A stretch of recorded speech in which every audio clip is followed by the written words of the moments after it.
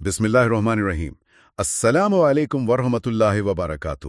آپ دیکھ رہے ہیں Islamic sciences and modern technology, اور آج کی یہ فکر انگیز تحریر پیش کی جا رہی ہے عاجز مسلمان کی جانب سے۔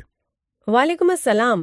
اور میں یہ کہوں گی کہ آج کا جو ہمارا یہ علمی جائزہ ہے، یہ ہر اس انسان کے لیے ہے جو کبھی نہ کبھی مستقبل کے حوالے سے بے چینی کا شکار ہوا ہو۔ بالکل، اور آج کے اس گہرے مطالعے کا بنیادی مقصد بھی یہی ہے کہ ہم قرآن، حدیث اور جدید سائنسی تحقیقات کی روشنی میں انسانی نفس، دماغ اور اخلاقی مسائل کو سمجھیں۔ صحیح۔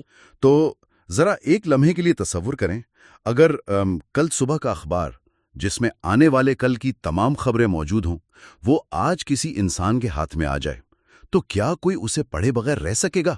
یقیناً نہیں، ہر کوئی جاننا چاہے گا۔ بالکل، ہر انسان اس تجسس کا شکار ہوگا کہ وہ اپنی زندگی کے آنے والے واقعات جان لے۔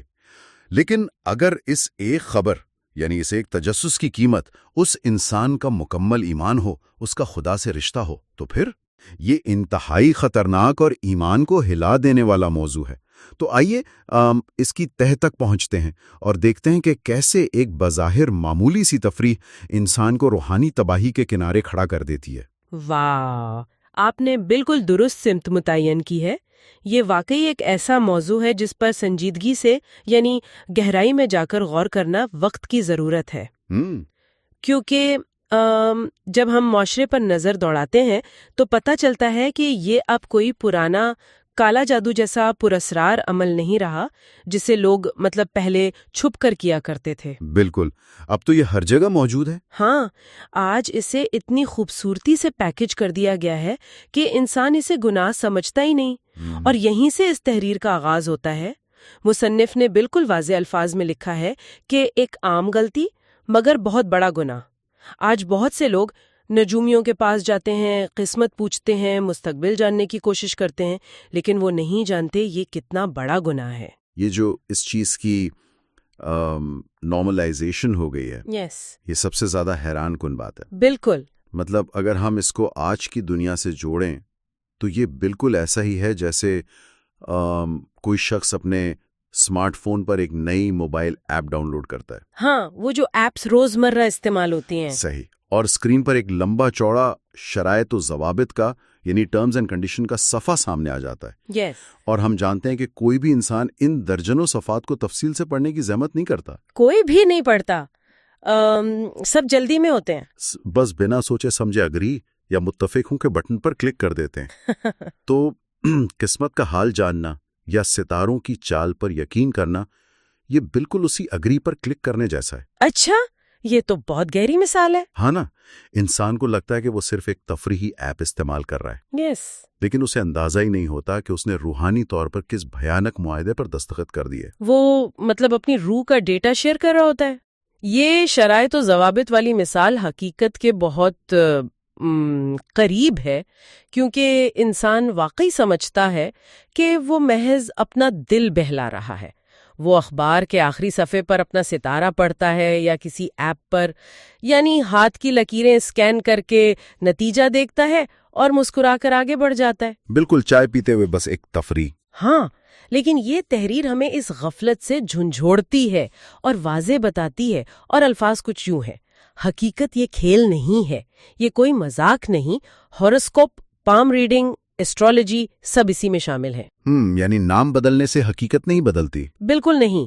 ان تمام ماڈرن اور فینسی ناموں کے پیچھے وہی پرانا زہریلا عمل چھپا ہے جو انسان کی روحانی بنیادوں کو کھوکھلا کر دیتا ہے۔ یہ کوئی تفریح نہیں ہے، بلکہ یہ ایک باقاعدہ جال ہے۔ لیکن دیکھیں، یہاں ایک بہت اہم سوال ابھرتا ہے۔ آج کے اس جدید سائنسی دور میں جہاں ہم نے اتنی ترقی کر لی ہے، میڈیکل سائنس ہو، آرٹیفیشل انٹیلیجنس ہو یا خلا کی تسخیر، ہاں، ٹیکنالوجی کا دور ہے، تو اس سب کے باوجود ایک پڑھا لکھا انسان ان تہمات کا شکار کیسے ہو جاتا ہے؟ ہم سائنسی طور پر اتنے بالغ ہو چکے ہیں تو ہمیں منطق کے بغیر کوئی بات نہیں ماننی چاہیے۔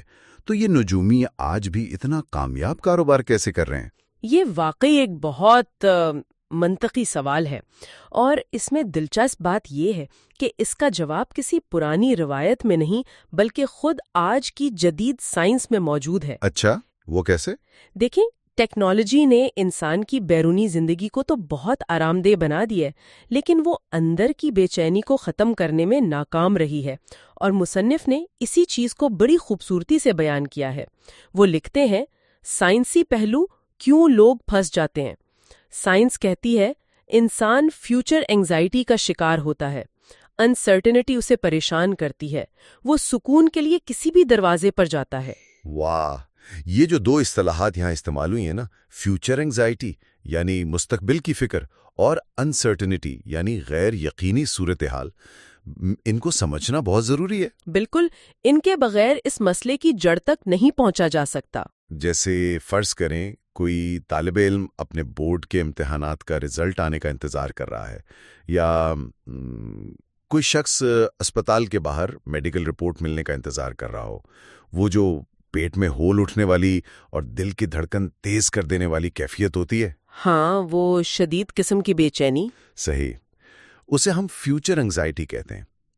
انسان کے دماغ کو یہ نامعلوم صورتحال بالکل بھی پسند نہیں ہوتی۔ آپ نے بالکل ٹھیک کہا، کیونکہ انسانی دماغ بنیادی طور پر ایک پیشن گوئی کرنے والی مشین کی طرح کام کرتا ہے، جسے ہم پریڈکشن مشین کہتے ہیں۔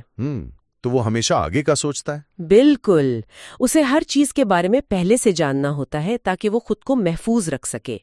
جب غیر یقینی صورتحال آتی ہے تو دماغ کے اندر ایک تاریک خلا پیدا ہو جاتا ہے۔ صحیح۔ اور دماغ اس نامعلوم کیفیت سے گھبرا کر مسلسل خطرے کے سگنل بھیجتا ہے، جس سے انسان اعصابی طور پر تھک جاتا ہے، اور اس شدید بے چینی کو ختم کرنے کے لیے انسان کو کوئی بھی جواب چاہیے ہوتا ہے، چاہے وہ جھوٹا ہی کیوں نہ ہو۔ بالکل، وہ بس ایک وقتی سکون ڈھونڈ رہا ہوتا ہے۔ اور یہ نجومی یا کاہن بالکل اسی نفسیاتی کمزوری کا فائدہ اٹھاتے ہیں۔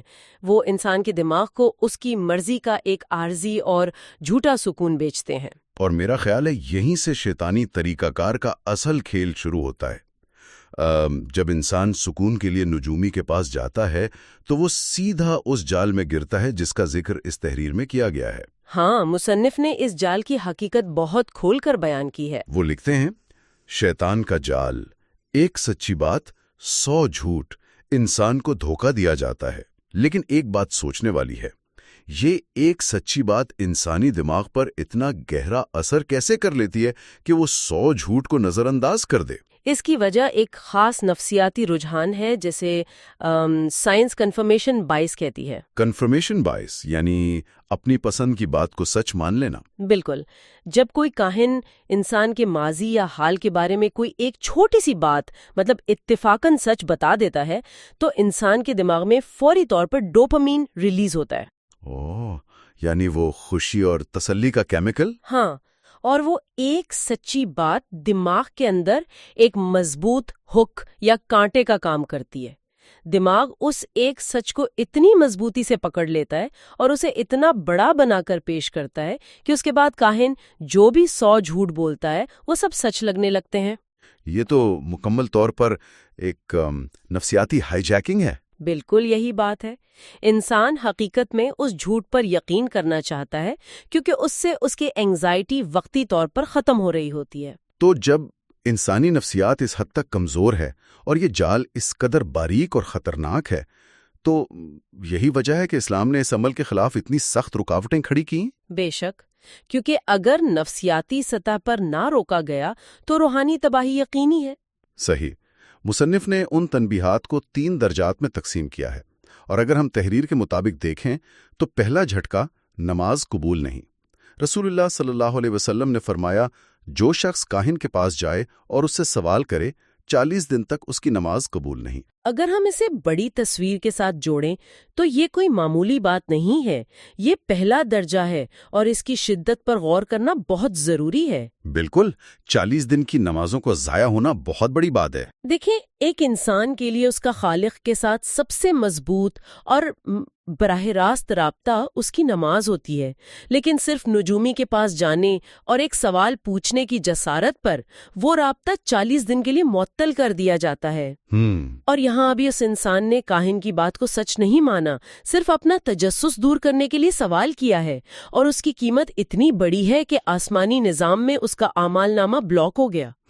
اگر میں اس کو سمجھانے کے لیے ایک مثال دوں تو یہ ایسا ہی ہے جیسے انسان نے اپنا روحانی اسمارٹ فون ایئرپلین موڈ پہ لگا دیا ہو۔ واہ، یہ ایئرپلین موڈ والی مثال اس کیفیت کی بالکل درست عکاسی کرتی ہے۔ مطلب آپ کے ہاتھ میں وہ ڈیوائس موجود ہے، اسکرین روشن ہے، آپ نماز پڑھنے کی جسمانی حرکت کر رہے ہیں، لیکن آپ کا نیٹ ورک سے رابطہ مکمل طور پر کٹ چکا ہے۔ بالکل، کوئی سگنل نہیں آ رہا، کوئی عبادت اوپر نہیں جا رہی، اور یہ 40 دن کا عرصہ دراصل ایک روحانی قرنطینہ ہے تاکہ اس شرک کی آمیزش والے عمل کے اثرات دل سے نکل سکیں۔ صحیح، عبادت کا ظاہری ڈھانچہ موجود رہتا ہے لیکن روح غائب ہو جاتی ہے۔ لیکن بات یہاں ختم نہیں ہوتی۔ ہاں، آگے اور بھی سخت وعید ہے۔ بالکل، اگر انسان اس تجسس کی حد کو پار کر لے اور اس جھوٹی تسلی پر یقین کر لے تو معاملہ دوسرے درجے تک پہنچ جاتا ہے، جو انتہائی خوفناک ہے۔ تحریر اسے یوں بیان کرتی ہے: دوسرا جھٹکا، ایمان خطرے میں۔ رسول اللہ صلی اللہ علیہ وآلہ وسلم نے فرمایا، جو شخص کاہن کی بات کو سچ مانے، اس نے اس دین کا انکار کیا جو محمد صلی اللہ علیہ وآلہ وسلم پر نازل ہوا۔ اللہ اکبر، یہ تو براہ راست دین کے انکار کی بات آ گئی۔ یہ صرف ایک گناہ یا اخلاقی خامی کیوں نہیں رہی، سیدھا دین کے انکار تک بات کیسے پہنچ گئی؟ کیونکہ دیکھیں، یہ وہ نقطہ ہے جہاں انسان کائنات کے سب سے بڑے اصول اور خالق کی سب سے بڑی صفت پر حملہ کرتا ہے۔